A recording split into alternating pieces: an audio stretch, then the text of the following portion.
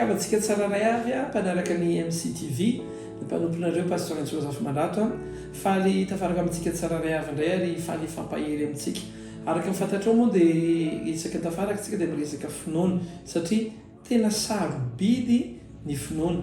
Baiboly moa dia milaza hoe ny finoana izay manatona an'Andriamanitra hoy izy dia tsy maintsy mino fa misy izy sady mpamarosoa izay mazoto mitady azy ao amin'ny Hébreu 1:10 ahitanao an'izany teny izany.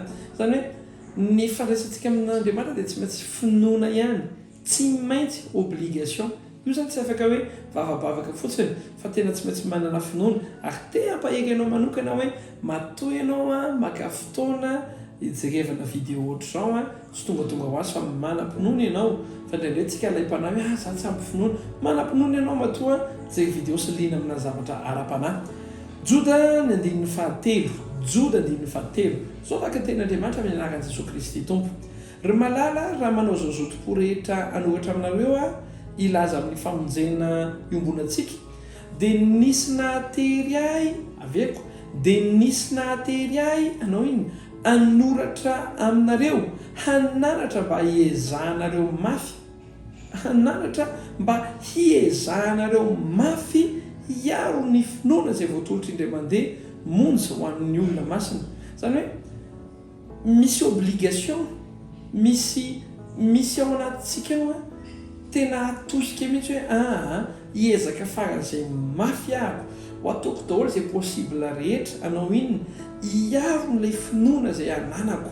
Hitanao ilay finoana anananao le hoe anao kely io na hoe aza kosa efa mba manomboka mitombo finoana fa arovo mafy io. Ahoana ny fiarovana anazy arovy izy amina fampianaran-diso, arovy izy amina olona mpanatsatso ny finoana, arovy amina fahakamoana mampitombo finoana, fahakamoana mihaino toroteny, arovy amin'ny alalan'ny famonjenao fotoam-bavaka. Baiboly dia milaza mihitsy hoe hiezahanareo izy, hiezahanareo tsy hoe hiezahanareo mora fa hiezahanareo mafy. Tena tontony eo daholo ny herinao ray manontolo atonany finoanao iorona ary tsy hoe iorona fotsiny fa amin'ny herin'androany dia hiresakitsika hoe tena tahaka ny ahoana kely tena finoana kristianina ohatra ny ahoana tena hoe genuine faith amin'ny teny anglisany hoe rehefa tena finoana ny resahana dia inona ny tena ao anatiny eo iza ny Andriamanitra, ohatra ny ahoana tsika kristianina, ohatra ny ahoana ny tokony tena fiainantsika, inona ny fahefantsika.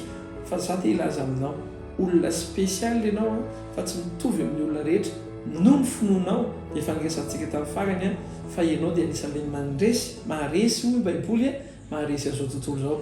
Tahiny Tompo aveko farany hiezahanareo mafy hiaro ny finoanao.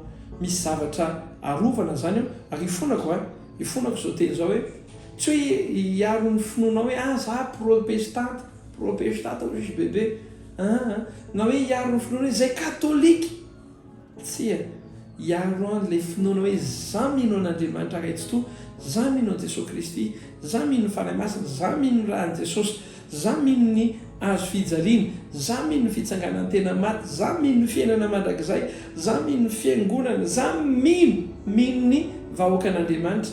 Dia hianatra an'izay tsika manomboka amin'ny herinandro mba tiako ampianarina anao hoe inona ilay zavatra mila inoana dia asoantsika tsara ray avy zany. Tahiny Tompo daholo hivavakatsika. Raha eo misaotra anao manokana izay amin'ity fotoana ity ireo kristianina maro avy amina fiangonana maro samihafa mianatra androany hoe mila miezaka mafy miaro ny finoana, miezaka mafy miaro ny finoana, arovo ny finoana tsara ray avy tahaka anao Jesosy rehefa mivavaka ho an'i Petera, vavaka ianao mba tsy ho levina amin'ny finoana.